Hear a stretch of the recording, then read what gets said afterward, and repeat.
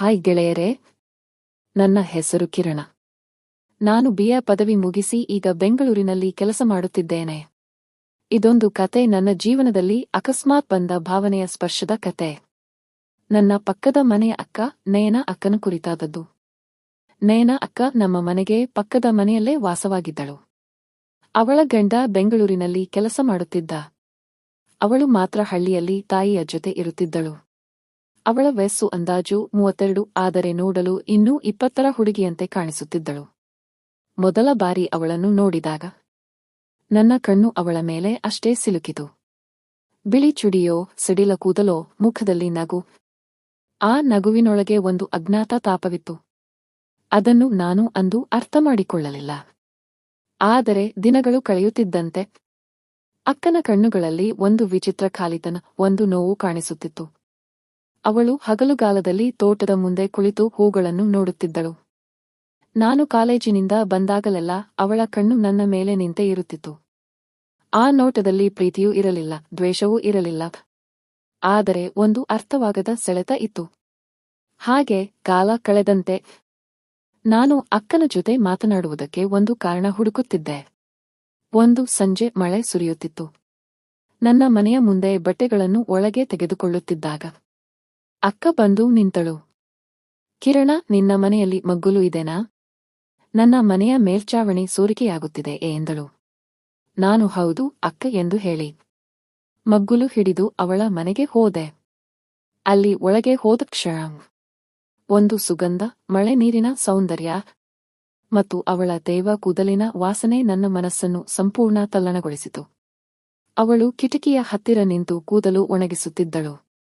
ಕಣ್ಣುಗಳು ಕತ್ತಲಲ್ಲಿ ಮಿನುಗುತ್ತಿದ್ದವು. ನಾನು ಮೇಲ್ಚಾವಣಿ ನೋಡುತ್ತಿದ್ದಂತೆ ಅವಳ ಧ್ವನಿ ಕೇಳಿಸಿತು. ನಿನ್ನ ಅಮ್ಮ ಊರಿಗೆ ಹೋದರಾ? ಹೌದು ಅಕ್ಕ, ನಾಳೆ ಬರುವಂತೆ ಹೇಳಿದ್ದಾರೆ ಎಂದೆ.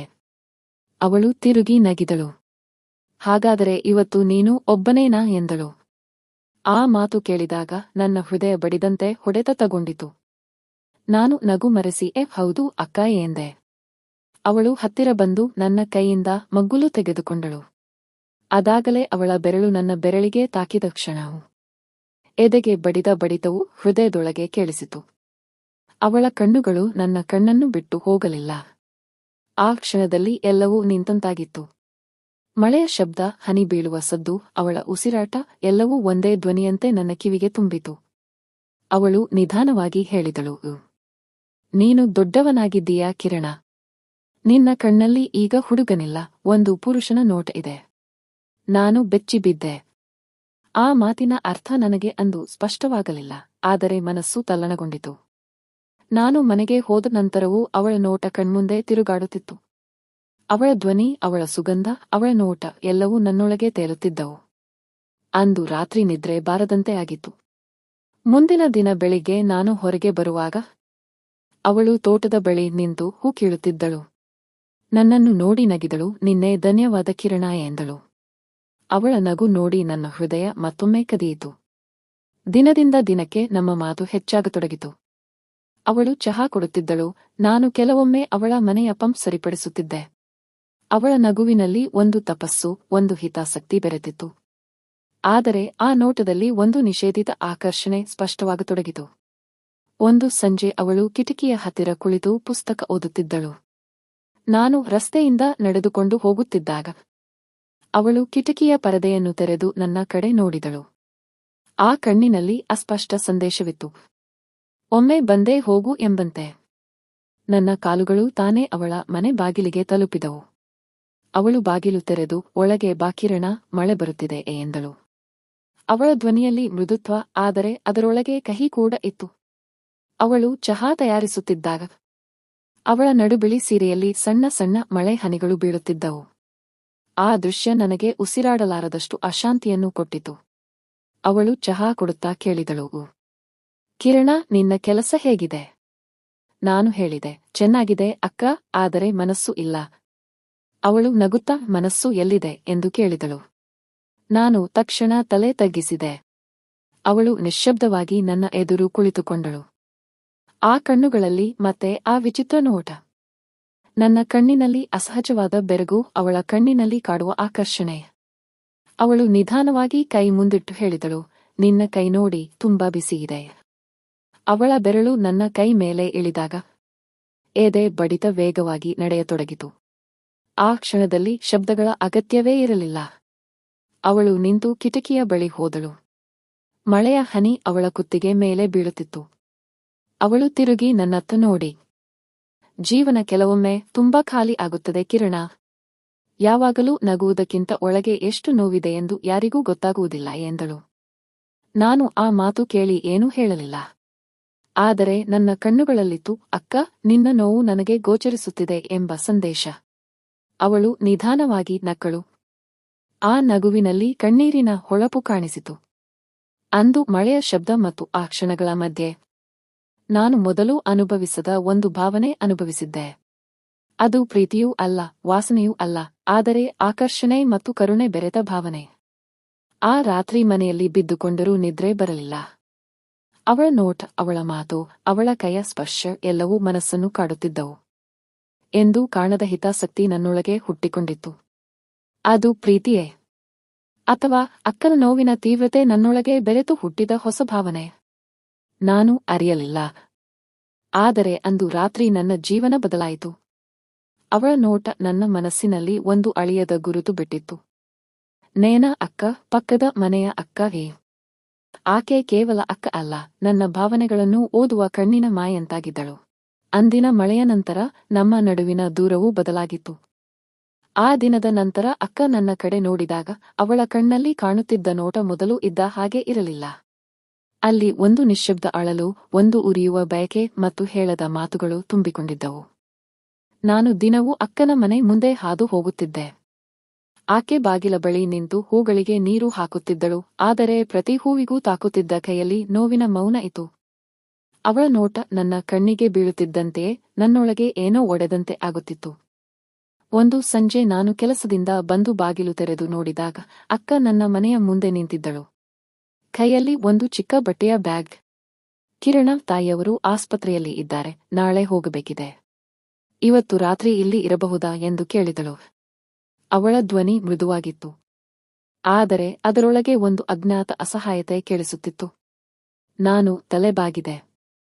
ಇರೋ ಅಕ್ಕ, ಇಲ್ಲಿ ಸುರಕ್ಷಿತವಾಗಿದೆ. ರಾತ್ರಿ ನಿಶ್ಶಬ್ದವಾಗಿತ್ತು.